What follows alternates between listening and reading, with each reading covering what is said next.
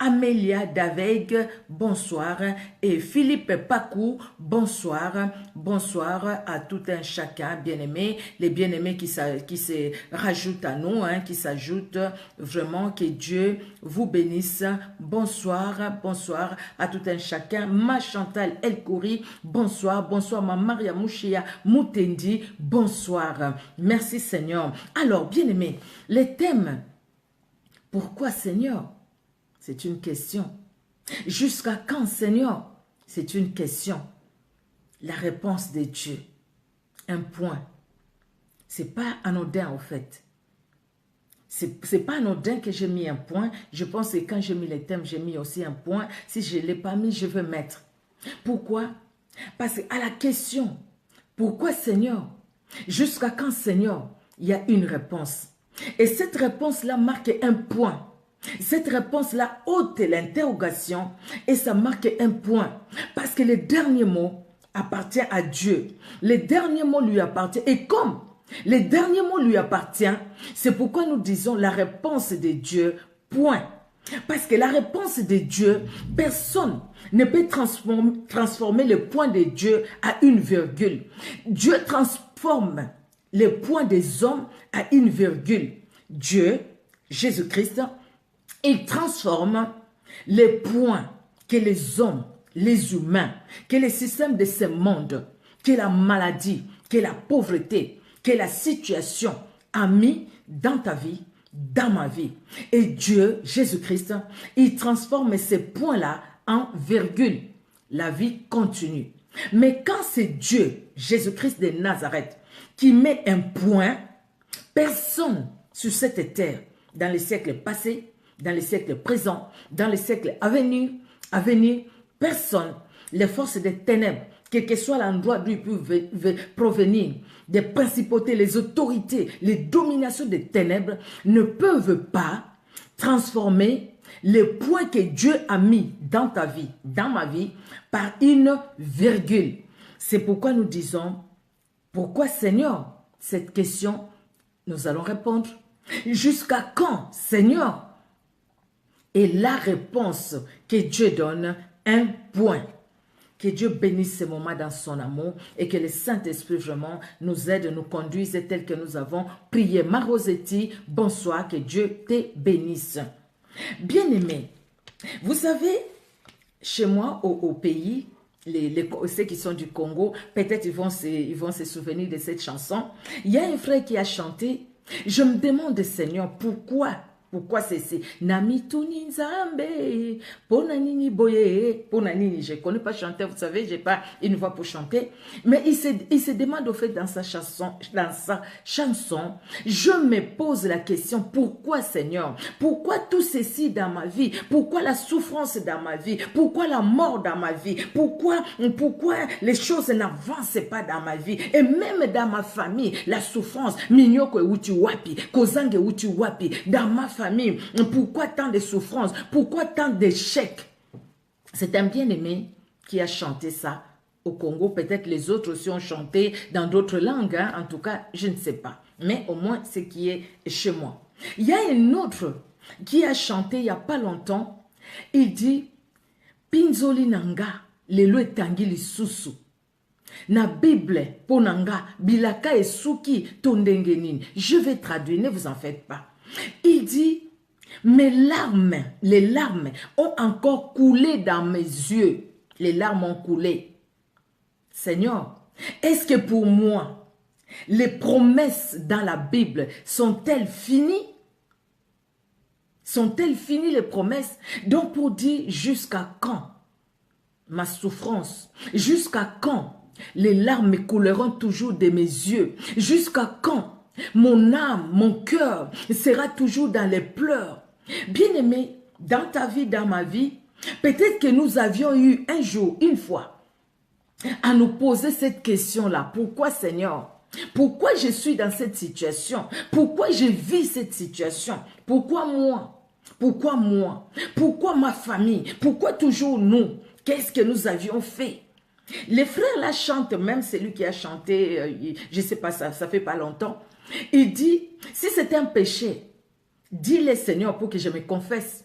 Même si ce sont les péchés de mes ancêtres, dis-le Seigneur pour que je confesse, afin que je puisse vivre ta main, que je puisse vivre ta gloire. C'est une chanson peut-être telle personne, telle autre, nous avons chanté. Pourquoi? Parce que nous nous sommes trouvés dans des situations qui étaient compliquées un peu pour nous. Nous nous sommes dit, Pinzoli Nanga, les Tangi Lisusu. Encore aujourd'hui, moi qui me croyais déjà libéré de ces problèmes, mais je me vois encore en train de pleurer parce que je suis encore dans des situations difficiles. Seigneur, jusqu'à quand? Nous allons voir, bien-aimés, dans la Bible, il y a un homme de Dieu aussi que Dieu a utilisé puissamment. Puissamment. L'homme selon le cœur de Dieu. Même lui aussi, il est arrivé à se poser cette question, ces deux questions. Pourquoi, Seigneur? Jusqu'à quand? Et la réponse de Dieu était là. C'est une question de foi qu'on se pose. Quand on est éprouvé, on dit, pourquoi, Seigneur? Pourquoi moi? Pourquoi ça dans ma famille? Quand on est dans un échec quelconque, pourquoi moi? Quand le mariage ne vient pas, pourquoi moi? Quand on n'a pas des enfants, pourquoi moi? Pourquoi ceci? Des fois on dit, mais il y a même des gens qui ont fait des avortements. Vous savez, il y avait une sœur que je connaissais, même s'il me suit, elle me suit parce qu'elle-même, elle avait dit, c'est pas quelque chose je sais pas, mais elle a dit elle-même. Elle dit, dans sa vie, c'est une sœur qui a eu beaucoup d'enfants, jusqu'à tel point que les médecins lui ont dit d'arrêter d'accoucher. Et elle dit, moi je pense que j'ai beaucoup d'enfants comme ça, c'est une punition de Dieu, parce que dans sa vie, elle dit, elle a avorté 10 fois. 10 fois, elle a avorté. Et déjà à l'âge, je ne sais pas, une trentaine d'années, elle avait déjà plus de 6 enfants. Et elle dit, pourquoi jusqu'à ce que le médecin, elle devait arrêter, donc médicalement, d'accoucher. Parce qu'elle disait, mais pourquoi ça? Donc Dieu m'a puni parce que j'ai fait beaucoup d'avortements. Combien de personnes qui n'ont jamais avorté dans leur vie, mais qui n'arrivent pas à concevoir quand elles se marient? Combien de personnes qui ont avorté qu'une seule fois, mais qui aujourd'hui ne peuvent plus avoir des enfants? Donc, cette personne peut aussi se poser la question, pourquoi? Elle se dit pourquoi? C'est parce que j'ai avorté autant de fois et Dieu m'a puni, c'est pourquoi chaque fois je tombe enceinte, je tombe enceinte. Mais une autre dira autrement. Quelqu'un dira, pourquoi ceci m'arrive? Parce que... Alors, bien aimé, moi je suis allée dans les dictionnaires. Vous savez, je travaille beaucoup avec les dictionnaires comme tous les serviteurs de Dieu peut-être, parce que moi, le français, c'est pas ma langue. Donc, j'ai appris le français. Donc, il y a des mots, je me dis, je vois un mot, je vais aller dans les dictionnaires pour peut-être mieux comprendre, pour peut-être mieux saisir. Alors, je suis allée pour voir les mots « pourquoi ». Pourquoi? Je me pose la question pourquoi. Moi, je me suis déjà posé des questions. En tout cas, je pense que vous, si vous vous êtes jamais posé la question, merci Seigneur, c'est une grâce pour vous. Mais moi, il m'est arrivé vraiment de me poser la question, pourquoi ça Seigneur? Pourquoi cette situation? Pourquoi? Je me suis déjà posé cette question-là. Même jusqu'à quand? Je me suis déjà posé cette question-là, moi. En tout cas, je me suis déjà posé cette question-là. Et la réponse de Dieu aussi est venue. Alors, pourquoi? Quand on parle de pourquoi, en fait, c'est un terme interrogatif. C'est une interrogation. C'est pourquoi j'ai mis point d'interrogation. C'est une interrogation que l'on emploie pour dire pour quelle raison cette situation, pour quelle intention cette chose est arrivée, pour quelle cause, quelle est la cause de cette situation. Vous allez vous souvenir, bien aimés, dans la Bible, il y a des gens, les disciples de Jésus-Christ, avant de parler j'ai parlé d'un homme de Dieu, l'homme selon le cœur de Dieu, David, nous les connaissons. Avant de parler de lui, voilà, nous sommes dans la définition. Et cette définition, pour l'appuyer au fait, je pensais à cette histoire, au fait, qui est passée dans ma tête. Vous connaissez l'histoire de l'aveugle né. C'est dans Jean 9, du 1er verset au 41e verset. Jean 9, du 1er au 41 verset. Mais dans Jean 9, déjà, du 1er verset au 3e verset, j'ai souligné le verset 2. La Bible dit, les disciples posent la question à Jésus. Dans la version français courant, la Bible dit « Maître ». Parce que quand il passait, Jésus-Christ a vu quelqu'un qui était aveugle de naissance, un aveugle né. Alors les disciples, ils ont eu de la peine pour ces personnes qui n'avaient jamais vu le soleil. Alors les disciples posent la question à Jésus, le verset 2. « Maître, Pourquoi cet homme est-il né aveugle? À cause de son propre péché ou à cause du péché de ses parents? Pourquoi cette personne est-il née aveugle? Et Jésus-Christ va répondre, ce n'est pas parce que lui, il a péché. Le verset 3, ce n'est pas parce que ses parents ont péché, mais c'est pour que la gloire de Dieu se manifeste. Là, c'était pour la gloire de Dieu. Et la réponse de Jésus-Christ aussi est venue. La réponse n'a pas tardé. Jésus-Christ a appliqué la boue qu'il a appliquée sur ses yeux. Il lui a dit d'aller se laver. Il est allé et puis il est revenu. Il voyait. Il voyait clair. Nous connaissons l'histoire. Quand les sacrificateurs, au fait, l'ont appelé. Et toi, est-ce que vraiment tu étais aveugle parce que la nouvelle s'est répandue? Oui, j'étais aveugle, maintenant je vois. Ils ont appelé les parents ont dit oui, c'est notre fils. Il est aveugle, maintenant il voit. Mais comment il voit? Les parents, ils ne voulaient pas qu'on puisse les excommunier au fait du temple. Hein, ou du tabernacle. Alors maintenant, eux, ils ont dit, mais il a de l'âge, qu'ils répondent. Et puis il a dit, non, j'étais aveugle, maintenant je vois, c'est un pécheur. Je ne sais pas si c'est un pécheur, mais je sais une chose, que j'étais aveugle, maintenant je vois. Pourquoi? Ils ont posé la question, pourquoi? Parce qu'il y avait une situation, pourquoi? On veut savoir la cause de cette chose-là. Est-ce que j'ai péché? Et ce sont mes parents qui ont péché. Pourquoi dans notre famille, les filles ne se marient pas? Pourquoi les filles, ceux qui finissent les études ne se marient pas? Ceux qui finissent les études n'ont pas du travail.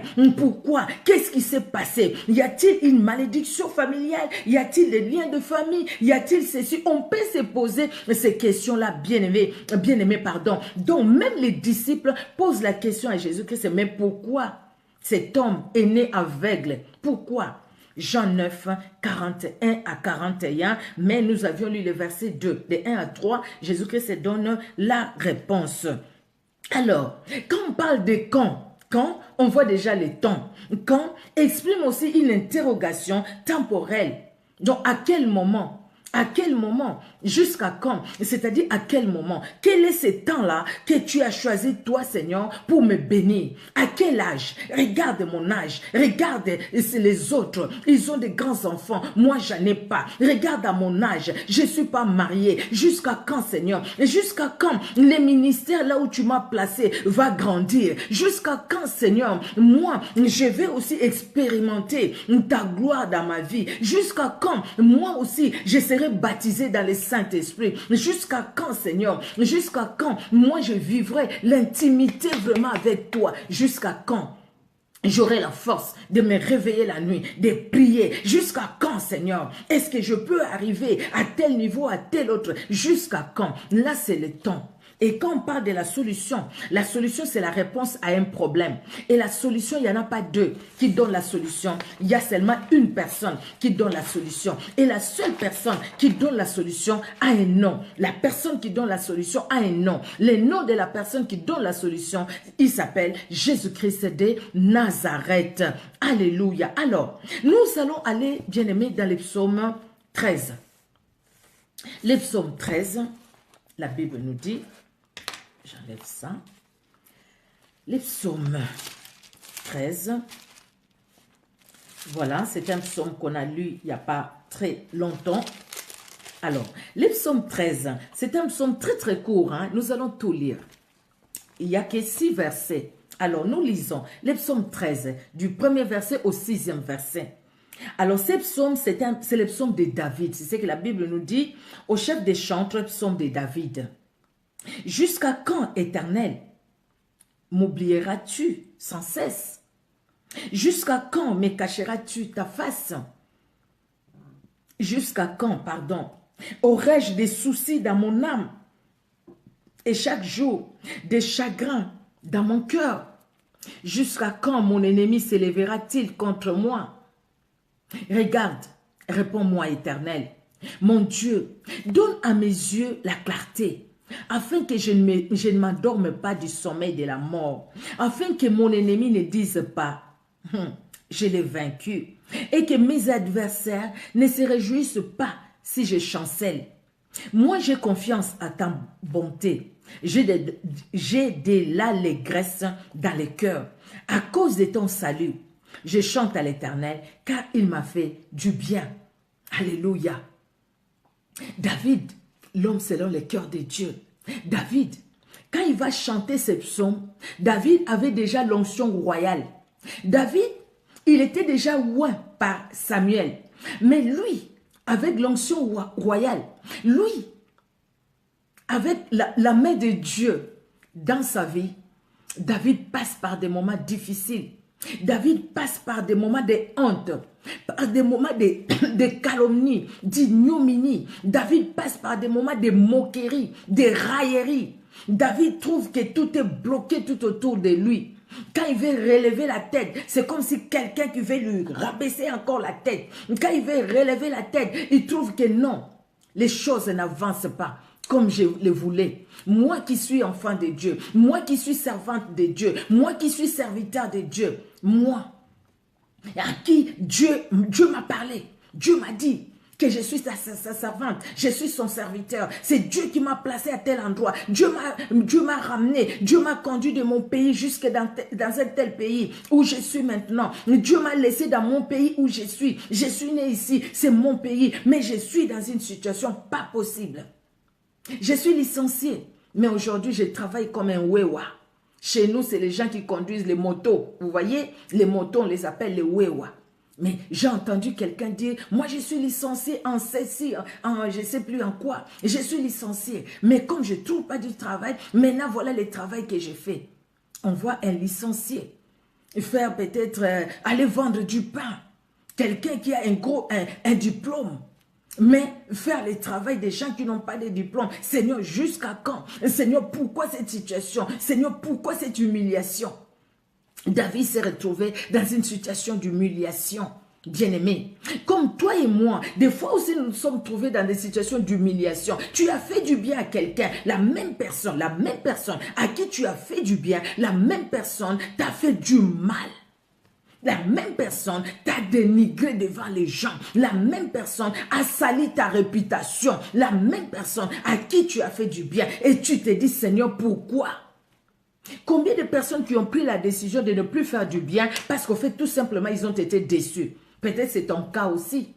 Tu as fait du bien et les personnes en retour, ils t'ont rendu, ils t'ont payé avec la monnaie des singes, comme on dit chez nous.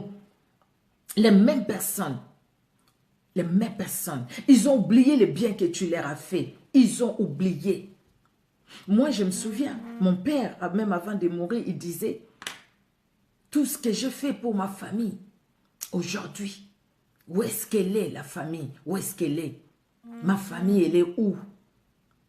Pourquoi le monde est comme ça? Tu fais du bien aux gens, mais les gens te rendent le mal à la place du bien que tu leur as fait. Combien de fois tu as entendu ça? Combien de fois toi-même peut-être tu as vécu ça? Et tu te poses la question pourquoi? Nous sommes ici avec un homme de Dieu. Un homme selon le cœur de Dieu. Pas n'importe quel homme. Selon le cœur de Dieu. C'est lui, comme Dieu a dit, j'ai choisi David, fils d'Isaïe, pour accomplir ma volonté. Donc, l'onction divine coulait dans sa vie. Mais cette personne où l'onction divine coulait, ou sur laquelle, ou dans laquelle l'onction divine coulait, cette personne a trouvé que le monde était méchant. Cette personne a trouvé que les choses n'allaient pas. Qu'est-ce qu'il a fait du mal, David? Le fait qu'il a fait tomber Goliath? Le fait qu'il a délivré les enfants d'Israël? Et c'était quelque chose de mauvais. Tous y tremblaient. Mais lui, il est venu. Il a dit, tu marches devant moi avec tes armes et tout ça, toute ton armure. Moi, je marche devant toi au nom de l'Éternel des armées. Et Goliath est tombé. Je vais donner ta tête aux oiseaux du ciel. Il a coupé sa tête. C'était une gloire pour les enfants d'Israël. Maintenant, regardez ce que Saül va donner comme salaire à David. La guerre. Les combats, une guerre qui était froide d'abord, une guerre qui était interne, une guerre qu'il a extériorisée. Tu as fait du bien à beaucoup de gens. Peut-être même là où tu es, tu as donné moi, je parlais avec une dame. La dame me dit, j'ai tout fait quand je suis venue, je me suis mariée et j'ai fait venir tous mes frères, mes soeurs, je les ai fait venir ici. Mais aujourd'hui, les mêmes personnes ne veulent pas me voir. Les mêmes personnes. Et pourtant, Moi, je me suis donné pour eux. J'ai construit une maison pour ma famille. Aujourd'hui, ma famille m'a tourné les dos. Aujourd'hui, ma famille a pris cette maison. Il a fait de cette maison-là leur maison. Ils m'ont dit, c'est comme quelqu'un qui disait, écoutez, ma famille m'a dit, comme toi, tu as un travail. Bon, prends un crédit. Nous allons acheter une maison chez nous au pays. Les parents sont ici de la personne. C'est une histoire vraie. Quelqu'un pour laquelle j'ai prié. Et elle me dit, j'ai pris un gros crédit ici.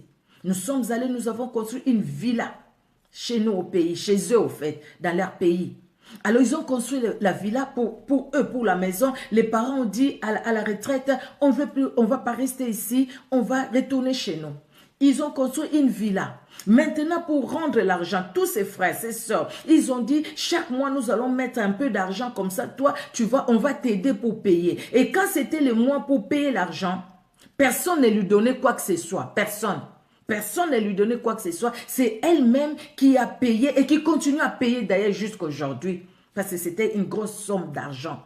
Alors, il s'est dit, mais pourquoi ça? Pourquoi ma propre famille peut me faire ça? Peut-être toi aussi, tu es tellement déçu du comportement de telle personne ou de telle autre. Tu peux dire, pourquoi ça? Pourquoi ça? À cause du bien que je leur ai fait? Donc, je ne vais plus faire du bien. Non, continue à faire le bien. Parce que la solution vient. Jésus-Christ a une solution pour toi. Vous voyez David, il s'est dit, mais Seigneur, jusqu'à quand m'oublieras-tu? Jusqu'à quand? M'oublieras-tu sans cesse? Donc, oublier quelqu'un, c'est perdre quelqu'un dans tes souvenirs. Donc, c'est vraiment dire, écoutez, c'est comme si la personne n'existait plus. Vous voyez? Donc, tu as oublié la personne. La personne, elle est là, mais c'est comme si elle n'est pas là. Donc, tu as même oublié. Des fois, tu peux voir quelqu'un, ah, ça fait longtemps que je t'ai vu. Je t'avais même oublié, je ne me souvenais même plus de toi. Parce qu'en fait, cette personne-là n'était plus dans ton esprit. Tu ne pensais plus à la personne. Et David dit, jusqu'à quand m'oublieras-tu? Donc, David est arrivé à un moment où il ne sentait plus le secours de Dieu. À un moment, il croyait que Dieu n'était plus avec lui. Où il croyait que non, je suis seul au fait. Je suis en train de me battre seul. Je ne vois plus la main de Dieu. Je ne sens plus la main de Dieu. Peut-être que là où tu es bien-aimé, maintenant aussi toi, tu ne sens plus la main de Dieu. Tu ne sens plus. En fait, tu es en train de traverser des moments difficiles, mais tu ne sens pas la main qui te secoue. Tu sens comme si Dieu t'a abandonné. Mais la solution de Dieu est là. David dit, jusqu'à quand aurais-je des soucis dans mon âme et chaque jour des chagrins dans mon cœur? Les soucis, bien-aimés, les chagrins, quand on parle des soucis, les soucis, c'est les inquiétudes, c'est la préoccupation, c'est les tourments, c'est l'anxiété, c'est la crainte. La crainte, la peur du lendemain. Comment je vais faire? On est anxieux. Et les soucis apportent beaucoup de maladies. Les soucis, c'est une grande porte que l'ennemi utilise pour détruire nos vies. Les soucis, c'est une grande porte que l'ennemi utilise pour saccager nos vies bien-aimées. Et quand on parle du chagrin, vous voyez, il dit des soucis dans mon âme, du chagrin dans mon cœur. Quand on parle du chagrin, le chagrin, c'est quelqu'un qui est mélancolique. C'est quelqu'un qui est abattu, qui est triste. Il est abattu, il est triste, il est mélancolique. À cause de quoi? À cause de toutes ces inquiétudes. Et ici, nous disons, beaucoup de gens tombent dans la dépression à cause des soucis, à cause de l'abattement, à cause du chagrin. Les gens sont mélancoliques et les gens tombent dans la dépression. Et les gens deviennent dépendants des médicaments à cause des soucis. Quelqu'un qui a perdu un membre de la famille, quelqu'un qui passe par des situations difficiles peut tomber dans la dépression à cause de ce qu'il est mélancolique, il est abattu, il est triste, à cause de ce qu'il est préoccupé, il est tourmenté à cause d'une situation. Et David s'est retrouvé dans cette situation-là. C'était trop difficile pour lui. Peut-être, bien-aimé, toi et moi aussi, pendant que nous parlons, la situation, elle est trop difficile. Elle est trop difficile. Regarde, tu as des enfants, mais peut-être que tu es déjà arrivé même au tribunal à cause d'un de tes enfants, qui est majeur, qui est mineur. Peut-être que l'école de tes enfants, les collèges ou les lycées, te convoquent chaque fois. J'ai vu un monsieur, une personne que je connais, qui me dit, écoutez, je suis fatigué. Ma fille, je vais la renvoyer au pays. Moi, je dis, mais pourquoi? Il me dit, mais chaque fois, son collège me convoque, chaque fois. Je trouve qu'elle ne comprend pas. Elle doit retourner là-bas. Quand elle va souffrir, elle va m'appeler et puis elle va revenir. Au moins là, elle va comprendre que non, elle doit s'appliquer. Moi, je lui ai dit il était libre, hein, c'était lui le papa, c'est pas moi. C'était lui le papa et son épouse qu'ils essayent de voir. S'ils trouvent que c'est ça la solution, ben écoutez, c'est lui qui les voit. S'ils trouvent que c'est la solution, si toi les parents, toi-même les papas, la maman, tu n'arrives pas à éduquer ton enfant, tu penses que quand tu vas l'envoyer chez ta maman, sa grand-mère, c'est la grand-mère qui arrivera. C'est une bêtise. La grand-mère n'arrivera pas si toi-même tu n'es pas arrivé, la grand-mère n'arrivera pas. Mais on peut se demander, on peut se poser la question. Peut-être que c'est des soucis que tu as. Peut-être que tes soucis parce que tu es dans un mariage. Mais tu ne vis pas le mariage. Tu te dis, mais quel mariage est ça? Moi, j'ai un homme à la maison, mais je ne suis pas mariée. J'ai une femme à la maison, mais je ne suis pas mariée. Peut-être tes soucis, tes inquiétudes, c'est parce que tu te dis, mais pourquoi je me suis engagée? Parce que Dieu me l'avait averti. Ou Dieu n'a pas voulu. Mais moi-même, je suis allée, je me suis donné moi-même. Peut-être tes soucis, parce que tu ne voulais pas attendre le temps de Dieu. Tu t'es engagé dans une relation toi-même. Peut-être des affaires, hein, pas tout simplement dans les mariages. Peut-être des affaires. Et aujourd'hui, tu traverses des moments difficiles et tu te dis pourquoi je l'ai fait. Mais jusqu'à quand je vais sortir de cette situation? Je suis déjà dedans. Qu'est-ce que je vais faire? Parce que tu as un homme qui te maltraite. Parce que tu as une femme qui ne te respecte pas. Parce que tu as des parents qui ne t'honorent pas, ou toi, tu n'honores pas tes parents, tu as des enfants qui ne t'honorent pas. Beaucoup de situations. Il dit, j'ai des chagrins dans mon âme. Tu peux avoir des chagrins, tu peux avoir des soucis. C'est des choses qui peuvent arriver. Ça, c'est lui qui parle, c'est un enfant de Dieu. C'est le oint même de l'Éternel. Jusqu'à quand me cacheras-tu ta face? Essayons un peu d'imaginer. Quelqu'un qui dit ça, c'est quelqu'un qui se trouve dans quelle situation? Dans quelle situation? Quand il dit que Dieu, tu m'as caché ta face, c'est-à-dire vraiment que je ne trouve pas de solution. C'est comme Jérémie. C'est comme Jérémie dans les Lamentations de Jérémie au chapitre 3. Jérémie trouve que non, tout autour de moi est obscur. Jusqu'à quand je vais souffrir comme ça? Jusqu'à quand? Il annonce la parole de Dieu, on le met dans un trou. Il annonce la parole de Dieu, on le frappe. Il annonce la parole de Dieu, on lui fait du mal. C'est comme Shadrach, Meshach, Abednego et Daniel. Quel mal ils ont fait. Ils pouvaient dire, mais Seigneur, avant même qu'on les jette dans la fournaise ardente ou même dans la fosse au lion. Mais Seigneur, pourquoi ça? À cause de ton nom, maintenant on va me jeter. Mais ils ont su garder leur confiance en Dieu. Et Dieu ne les a pas abandonnés. Bien-aimés, la situation peut être difficile, mais la solution de Dieu ne tarde pas. La solution de Dieu est là. David a compris une chose. Quand il dit, mais jusqu'à quand les gens vont se moquer de moi? Jusqu'à quand les gens vont dire, mais où est son Dieu? Son Dieu est où? Où est le Dieu qu'il prie? Y a-t-il pas des gens, peut-être même dans ta famille, qui se sont moqués de toi? Ils ont dit, mais que ton Dieu agisse. Tu parles de ton Dieu. Où est-ce qu'il est ton Dieu? On ne l'a pas vu. C'est comme un frère chez moi qui a chanté. Na mokili bakotuna wapi nzambe na yo. Ozalaki maladi tomonaki nzambe na yo te. Ozalaki biloko kolia tomonaki nzambe na yo te. Je vais traduire, bien aimé, ne vous en faites pas. Un frère chez moi qui a chanté, le monde va se poser la question, où est ton Dieu? Quand tu étais malade, on ne l'a pas vu. Quand tu as manqué à manger, on ne l'a pas vu. Et il va ajouter, il dit, mon Dieu, il est Dieu. Il fait des choses pas comme moi, pas comme nous. Il agit en son temps. Le temps, c'est le temps de Dieu. Mais des fois, nous n'attendons pas le temps de Dieu. On se torture par des questions. Bien-aimé, si tu t'es torturé par toutes ces questions, arrête de te torturer. Parce que Dieu est Dieu. Il ne voit pas les choses comme toi. Il ne voit pas les choses comme moi. Les calculs de l'homme, ce n'est pas les calculs de Dieu. Les calculs de Dieu, ce n'est pas les calculs de l'homme. Bien-aimé, l'homme voit ce qu'il voit. Dieu voit ce qu'il voit. L'homme pense ce qu'il veut penser. Dieu agit selon sa volonté. Dieu fait comme lui, il veut faire, bien-aimé. Mais il ne fait pas comme nous voulons faire. David a compris cela. Et il va finir les psaumes par dire, moi, j'ai confiance en ta bonté. J'ai de l'allégresse dans le cœur. À cause de ton salut, je chante à l'Éternel car il m'a fait du bien.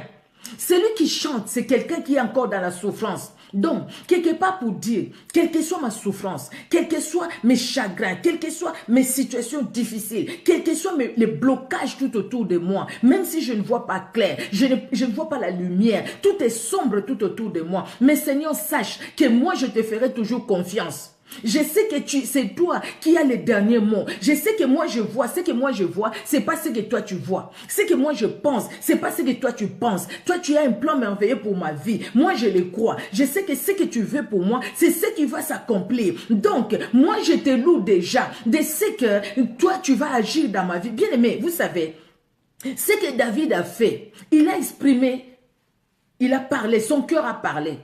Comment il souffrait dans les cœurs, comment il était dans une situation difficile. Mais son cœur aussi a parlé, comment il a fait confiance à Dieu. Et quand il a fait confiance à Dieu, la réponse de Dieu est tombée. La réponse de Dieu, c'était quoi? La réponse de Dieu, c'est la paix de Dieu qui surpasse toute intelligence, qui a rempli les cœurs de David. En dépit des situations qu'il vivait, pendant qu'il était encore dans ces situations-là, la paix de Dieu a rempli son cœur. Parce que la paix de Dieu devrait remplir son cœur. Bien-aimé, peut-être que dans ta famille, tu es passé par des morts qui se sont suivis. Peut-être que dans ta famille, toi-même, tu cherches du travail, tu ne trouves pas. Ta femme a fait des fausses couches. Peut-être que dans ta famille, tu as été calomnié. Les autres parlent derrière toi. Peut-être que dans ta famille, ils ne t'aiment pas. Ils viennent juste pour que tu les aides avec l'argent. Si tu n'en as pas, ta famille te calomnie. Peut-être que dans ta famille, même avec ta propre maman, ton propre papa, vous ne vous entendez pas. Tu n'as rien fait. Peut-être dans ton travail, dans ton lieu du travail, les autres te haïssent parce que pardon, toi tu as la lumière de Christ. Les autres te combattent. Peut-être bien aimé. Ça peut être dans tous les peut-être que nous pouvons mettre. Mais nous devons avoir cette attitude de David, dire Seigneur, j'ai confiance en toi. Avoir confiance en Dieu. Parce que la solution de Dieu vient et nous la vivons quand nous avons confiance en lui. Parce que Dieu peut me donner la solution maintenant. Il me donnera la solution comment? Par sa parole.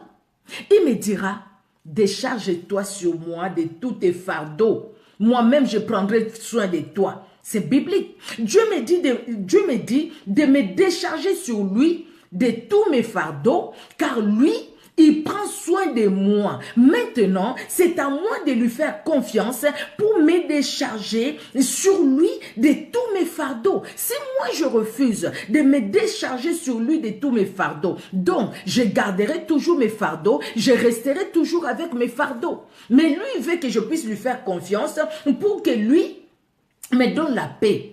Et le temps qu'il agisse, moi je serai dans la paix. Je lui ferai confiance et je le glorifierai. Je ne vais pas fabriquer un témoignage, mais je vais donner un témoignage vrai, un témoignage authentique, parce que effectivement, j'étais dans une situation difficile, j'étais dans un problème difficile, mais Dieu est intervenu dans ma vie. Bien-aimé, nous allons voir l'histoire de quelqu'un dans la Bible qui était dans une situation difficile, qui peut-être dans son fort intérieur se pose aussi des questions comme David. Nous avons parlé de David. Regardez, Jérémie s'est posé aussi des questions. Mais Jérémie s'est dit, il y a une chose que je repasse dans mon cœur. Les bontés de l'Éternel ne sont pas épuisées. Les bontés de l'Éternel ne sont pas à leur terme. Ils ne sont pas épuisés. Les bontés de l'Éternel, Dieu renouvelle ses bontés chaque matin. Pour toi et pour moi, Dieu renouvelle ses bontés. Regardons dans Jean chapitre 5. C'est une histoire que nous connaissons. Jean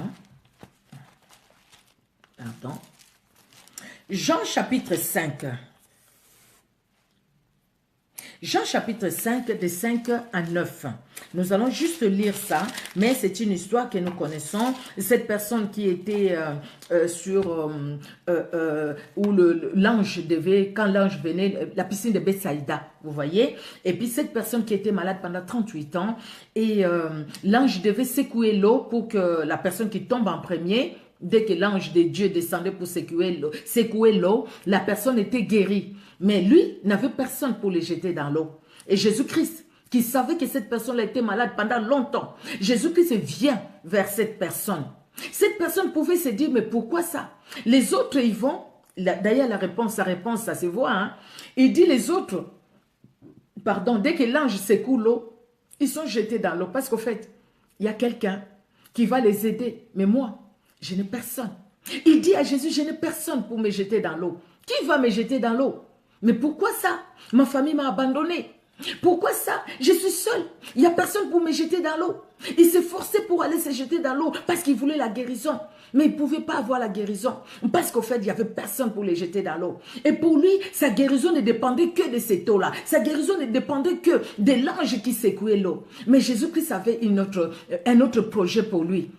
Le projet de Jésus-Christ pour lui, c'était pas d'entrer dans l'eau, c'était que lui puisse faire la différence. C'était que sa guérison soit mis aujourd'hui dans la Bible pour qu'on parle de cet homme, pour que Dieu, le Dieu de la différence, qui voulait voir cet homme, qui voulait une rencontre personnelle avec cet homme, que Jésus-Christ se révèle dans sa vie. Bien-aimé, bien-aimé, bien-aimé. Des fois, nous disons, mais l'autre avait telle situation comme moi, mais lui, il a eu la solution, mais moi, je n'ai pas encore la solution. Mais jusqu'à quand? C'est là où nous nous posons la question, nous disons, mais jusqu'à quand, Seigneur? Mais pourquoi, Seigneur? Pourquoi ça? Pourquoi moi? Ah, je ne prie plus. Allez, la Bible, je prends la Bible, je la mets là-bas. Non, non, non. Arrêtons cette mauvaise habitude de dire, je ne prie plus. Jusqu'à ce qu'on ne peut pas défier Dieu. Qui es-tu? Qui je suis moi pour défier Dieu? Nous ne pouvons pas défier Dieu. Regardez.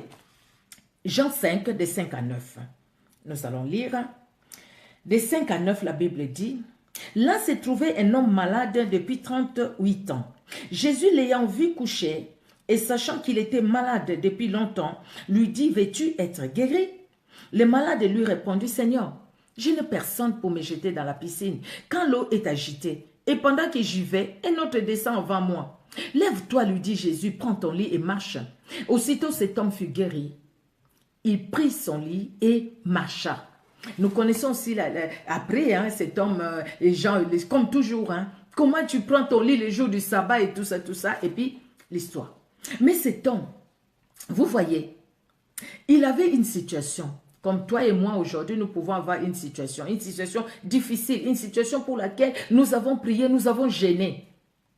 Des fois, nous croyons que c'est parce que j'ai gêné que Dieu doit répondre. Combien de fois nous n'avons pas entendu ça? Et pourtant, surtout si quelqu'un dans la famille était malade et la personne meurt, et pourtant on a gêné, et pourtant on a prié. Mais où est ce Dieu? Où est ce Dieu? Où est ce Dieu? Il est où ce Dieu? Il est où ce Dieu? Mais Dieu, il est Dieu. Il est toujours sur son trône. Même quand nous pleurons, même quand nous sommes dans la joie, Dieu, il est toujours Dieu et il restera toujours Dieu. Cette personne qui se disait, écoutez, les autres se jettent dans l'eau, moi aussi je dois me jeter dans l'eau parce que c'est là où se trouve mon salut.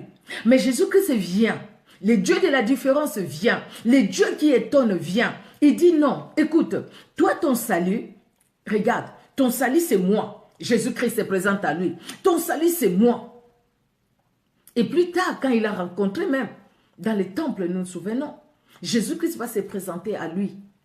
Le salut ne vient pas de ce que nous croyons. Le salut ne vient pas de tout ce que nous pouvons avoir. Mais le salut vient de Jésus-Christ qui est la solution, point. Pas une autre solution que Jésus-Christ de Nazareth. Cet homme malade pendant 38 ans, Jésus-Christ vient à sa rencontre. Veux-tu être guéri? Jésus-Christ te pose aussi cette question. Veux-tu être guéri? Veux-tu avoir le salut? Veux-tu la solution à ton problème? Veux-tu être relevé de ta situation? Veux-tu être affranchi? Veux-tu être blanchi de fausses accusations? Le fait que les gens ont parlé de toi mal. Le fait que des gens ont sali ton témoignage. Le fait que les gens se moquent de toi. Veux-tu être libéré? Veux-tu être sauvé? Veux-tu être libéré? Veux-tu être blanchi? Veux-tu relever la tête? Ne regarde pas là où tu regardes. Tu vois là où tu cherches la solution. Là où nous cherchons la solution. Toi et moi, là où nous cherchons la solution. Ne cherchons pas la solution là-bas. Parce que la solution se trouve auprès d'une personne qui a un nom. Jésus-Christ de Nazareth. Bien-aimé, cet homme malade, Jésus lui pose la question. Veux-tu être guéri? Cette personne pouvait se poser la question, mais pourquoi ça? Pourquoi moi j'arrive pas? Pourquoi il n'y a personne? Pourquoi je suis abandonné? Pourquoi je suis abandonné? Je vis l'abandon.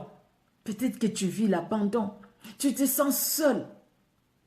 Ton seul réconfort, c'est quand tu vas à l'église. Tu rencontres les autres frères, les autres sœurs.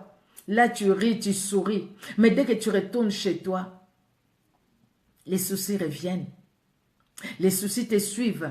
Toi-même, tu te dis, mais partout je vais. Il y a des gens qui ont commencé, qui boivent parce qu'ils disent c'est pour oublier les problèmes. Mais dès qu'après, les problèmes reviennent. Les problèmes, on ne peut pas les oublier dans la boisson. Les problèmes, il y a que quelqu'un qui peut le porter. Cette personne-là a un nom, c'est Jésus-Christ de Nazareth. Quand il les porte, lui, il nous donne sa solution. La solution vient de lui. Jésus-Christ se pose la question, veux-tu être guéri? Mais pourquoi Jésus-Christ va poser la question à cette personne-là? C'est pour que la personne tourne les regards vers Jésus. Jésus-Christ te pose la question aujourd'hui, veux-tu vivre les miracles? Veux-tu vivre les miracles? C'est que personne n'a jamais vécu. Toi, tu veux le vivre? Voulons-nous vivre ce que personne n'a jamais vécu? Voulons-nous vivre l'extraordinaire? Dans la vie ordinaire que nous vivons, voulons-nous vivre l'extraordinaire? Pourquoi Dieu nous pose cette question? C'est parce qu'il veut que nous puissions tourner nos regards vers lui. Parce que cette personne, quand Jésus lui pose la question, il va relever la tête pour regarder Jésus.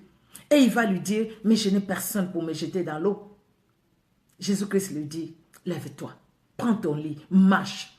Et cette personne s'élève et prend son lit et la personne va marcher, bien-aimé.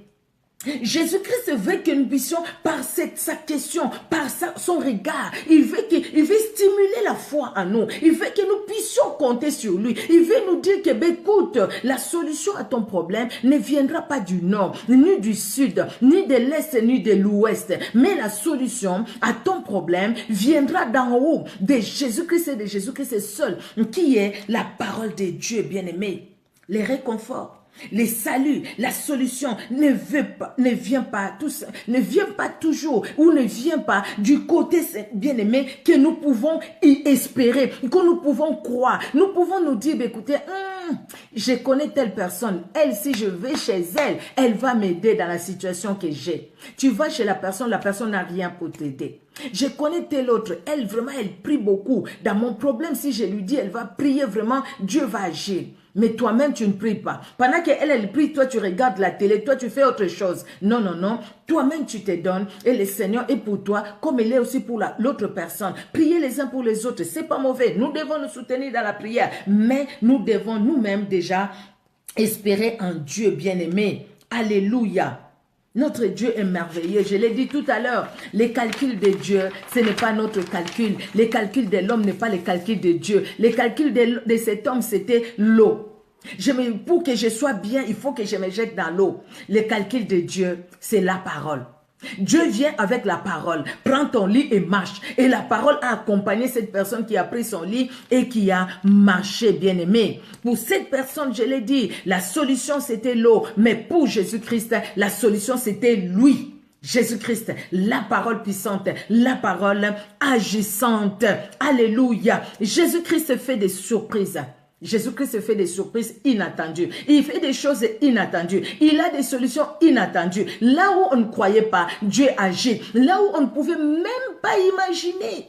On ne pouvait même pas imaginer que la solution viendrait de là. Mais le Seigneur nous ouvre une porte à cet endroit-là. Non, je ne pouvais pas imaginer que je pouvais avoir la solution par là. Mais le Seigneur a ouvert une porte par là, bien-aimé. Là où nous, on s'attendait même pas du tout, bien-aimé. Dans le monde, il y a beaucoup de choses qui se passent, bien-aimé. Nous devons faire attention. J'ai écrit cette phrase. Attention, bien-aimé. La réponse facile n'est pas toujours la bonne solution. On peut avoir facilement une chose, hein. On a demandé, tout de suite, on a eu la réponse. Merci Seigneur. Mais ne croyons pas que toutes les fois que nous avons une réponse facile, cela est une bonne solution pour nous, bien-aimés. Je priais le Seigneur pour que le Seigneur me donne un mari. Parce que le mari ne venait pas juste et je suis sortie. J'ai rencontré quelqu'un. Ah vraiment, c'est lui, c'est lui, c'est lui, c'est lui, c'est lui. Vous savez, nous écoutons beaucoup de gens par la grâce de Dieu, il y a certaines choses, nous devons faire attention, bien-aimés. Je ne veux pas parler de l'histoire de cette bien-aimée, non. J'avais déjà dit quand je prépare les messages que je ne veux pas parler de son histoire. Bien-aimé, vous voyez, des fois nous faisons beaucoup d'erreurs. Tu pries pour une situation, tu dis, dès que j'arrive, si je vois telle chose qui arrive, c'est-à-dire c'est ça. Faisons attention. Tout ce qui nous est donné ou tout ce que nous avons facilement n'est toujours pas la bonne solution. Tu peux te dire facilement, j'étais à tel endroit, je vis tel qui m'a regardé, donc c'est lui. J'étais à McDo, j'ai mangé, voilà tel, donc c'est lui. Ah voilà, donc c'est vraiment telle chose, c'est telle autre chose. Mais, en réalité, peut-être c'est l'ennemi, c'est le diable, qui est venu pour nous distraire. Et quand on n'a pas écouté Dieu, quand on n'a pas demandé à Dieu, quelle que soit la facilité que nous avions eu l'impression d'avoir, bien aimé, mais quand on ne demande pas à Dieu, on peut tomber dans les pièges de l'ennemi. La bien-aimée dont je parle, elle est vraiment tombée dans les pièges de l'ennemi. Vraiment tombée dans les pièges de l'ennemi. Quand il a dit, Seigneur, la première personne que je rencontre, mais après, c'était un piège, en fait, pour l'ennemi. Vous voyez? Donc, la réponse facile n'est pas toujours la bonne solution. Et ce n'est pas parce que tout de suite nous avons prié et puis nous avions vu quelque chose que nécessairement cela est venu, c'est la solution de Dieu ou c'est la réponse. La solution, c'est la réponse à un problème ou c'est la réponse que Dieu nous a envoyée ou nous a donnée. Nous devons toujours prier et demander la volonté de Dieu, bien-aimé. La solution de Dieu, la solution que Dieu nous donne, quand nous sommes malades, Dieu nous guérit. Quand nous avons des soucis, il nous dit de nous confier à lui. Comme le psalmiste l'a dit, j'ai confiance en toi. Il nous dit de nous débarrasser de ces soucis que nous avons, de les laisser. Parce que le diable, oui, il rôde comme un lion rugissant, cherchant qui dévorer. Il peut nous mettre une pensée dans la tête. Nous croyons que cette pensée-là vient de Dieu, mais la pensée ne vient pas de Dieu. Vous voyez? Juste regarde cet homme-là, t'as regardé. Regarde. Moi, j'ai vu une fille qui a étudié avec moi, très belle, hein. Très belle, elle était vraiment très belle, très intelligente. Mais cette fille-là, elle est morte de sida. Comme ça, on était dans la bibliothèque, on était en train de lire. Un garçon qui les regarde et puis elle regarde. Elle s'était dit, si vraiment je vois un garçon qui me regarde comme ça, c'est lui. Et puis, au fait, ils sont allés avec ces garçons-là. Au fait, c'est que lui, elle ne pouvait pas savoir. Lui, je ne sais pas s'il le savait ou pas, mais lui, il avait le sida, au fait.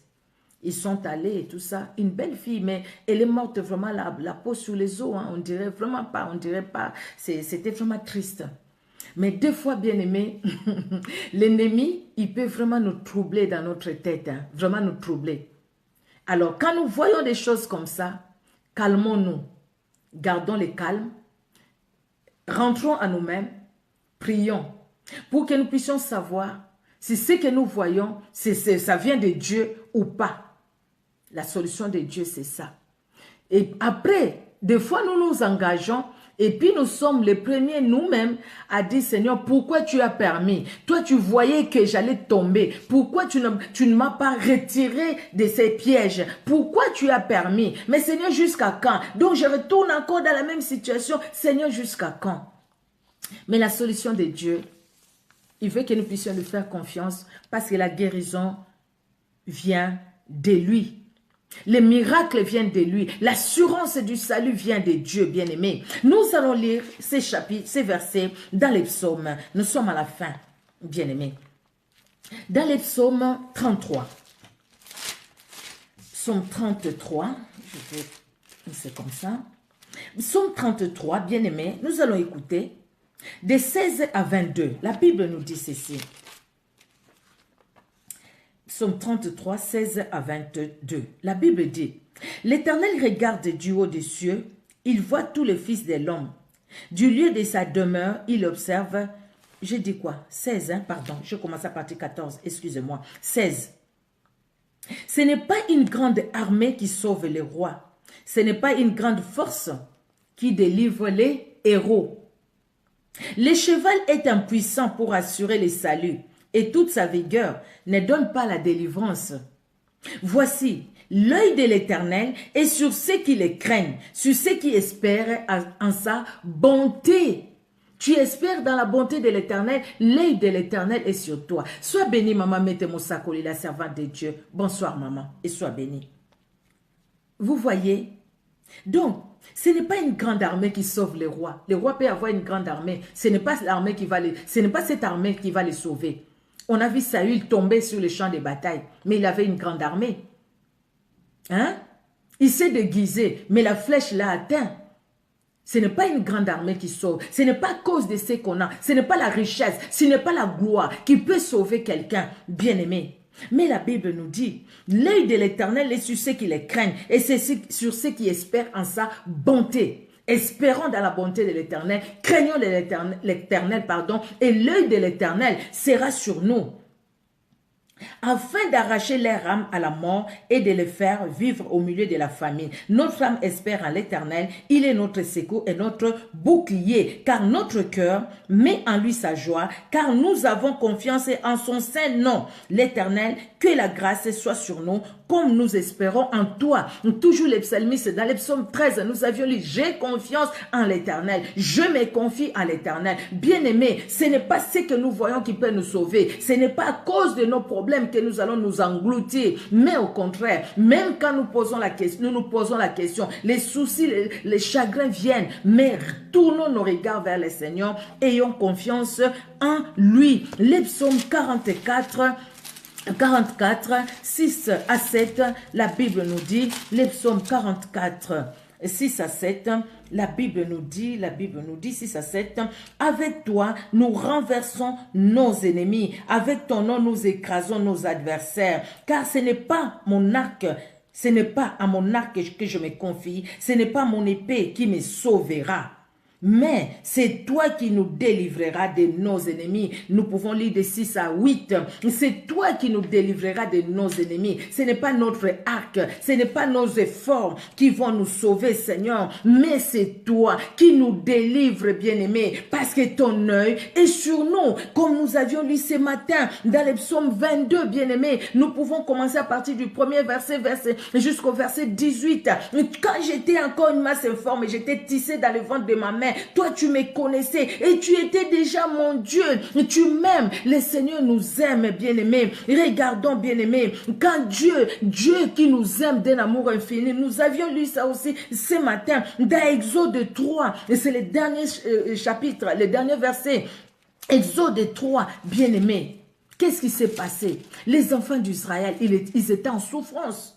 Ils étaient en souffrance et ils se sont dit, Seigneur, mais pourquoi nous souffrons? Regarde-nous, tu nous vois ou pas? Jusqu'à quand, Seigneur, nous allons souffrir comme ça? Et Dieu qui voit tout, Dieu entend, Dieu nous voit et Dieu entend, bien-aimé, je l'ai écrit. La réponse de Dieu, il entend, il voit et il descend. Quand il descend, c'est pour nous donner la délivrance. Quand il descend, c'est pour nous donner le salut. Quand il descend, c'est pour que nous puissions voir clair, c'est pour nous libérer, c'est pour enlever tout ce qui nous empêchait d'avancer, c'est pour nous guérir, c'est pour que nous puissions voir et vivre les miracles, bien-aimés. Hein, la réponse de Dieu dans Exode 3, nous avions lu ça aujourd'hui. Regardez, Exode 3, bien-aimés. Exode chapitre 3, nous allons lire un court verset du 7e au 9e verset. Exode chapitre 3.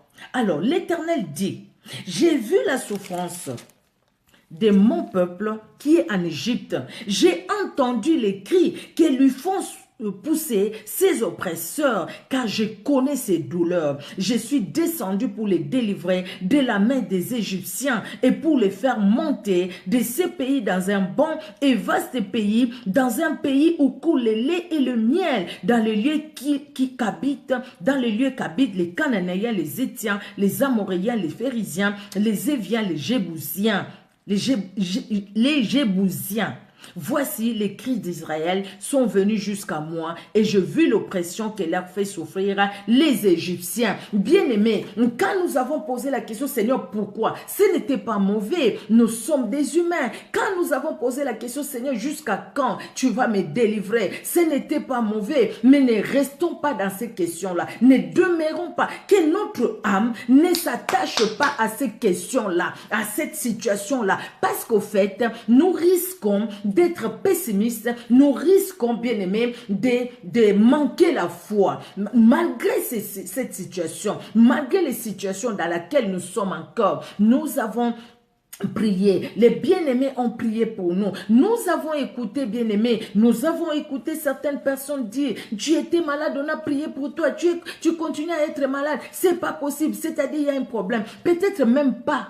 Peut-être pas. Parce que Dieu veut tout simplement faire éclater sa gloire. Même si les gens nous ont condamnés, les gens ont dit, ah, tu es toujours malade parce que tu as péché. Job, c'était pareil, ses amis sont venus. Mais Dieu connaissait le cœur de Job. Dieu savait que Job n'avait pas péché. Et Dieu a laissé Job comme ça. Dieu est venu. Dieu est intervenu. Il a même demandé aux amis de Job de demander pardon à Job pour que Job prie pour eux. Sinon, la colère de Dieu allait tomber sur eux. Et Dieu a restauré la vie de Job. Il a restauré la vie de Job. La réponse de Dieu, c'est la restauration. La réponse de Dieu, bien-aimé, la réponse de Dieu, ceux qui se sont moqués de nous hier, aujourd'hui, ceux qui se sont moqués de nous hier, Dieu peut faire de sorte qu'aujourd'hui ou demain, les mêmes personnes puissent glorifier le Dieu que nous prions et qu'ils disent, ton Dieu est le véritable Dieu. Que les mêmes personnes, ceux qui ont dénigré notre Dieu, qui nous ont dénigrés, qui ont dit que notre Dieu n'agissait pas, que ces personnes-là voient la grandeur de notre Dieu au travers de nos vies. La réponse de Dieu bien-aimé, c'est ce qu'il entend, ce qu'il voit et ce qu'il agit. Il descend, il agit, il défend notre cause, il nous libère, il nous a franchis. Pour les enfants d'Israël, il est descendu, il a entendu, il a vu leur souffrance. Il a vu la souffrance. Il a vu même leurs questions. Seigneur, pourquoi? Jusqu'à quand? Seigneur a vu ça. Il est descendu. Il les a délivrés. Et même quand ils sont arrivés devant la mer Rouge, quand ils ont encore murmuré, mais pourquoi ça? On va mourir dans les déserts. Dieu a dit à Moïse, pourquoi ces murmures? Pourquoi ces bruits? Dit aux enfants d'Israël d'avancer. Moïse se retourne et dit, vous voyez les Égyptiens que vous voyez là aujourd'hui, demain vous ne les verrez plus jamais. Quel est ce problème qui te trouble? Quel est ce problème? Tu crois qu'il n'y a pas la solution. Il n'y a rien sur cette terre qui manque la solution devant Dieu. Tout a une solution, bien-aimé. Nous allons prier. Tu vas prier par rapport à toi-même. Regarde les questions peut-être que tu te poses. Seigneur, pourquoi? Pourquoi? Jusqu'à quand, Seigneur? Pourquoi je suis dans cette situation? Et le Seigneur te dit de lui faire confiance. Combien de fois nous ne faisons même pas confiance à Dieu? Dieu nous parle, mais des fois nous manquons à lui faire confiance. C'est pourquoi nous restons toujours dans des soucis. Mais nous allons demander pardon, Seigneur. Si nous sommes toujours restés dans les soucis, nous allons demander au Seigneur de nous pardonner.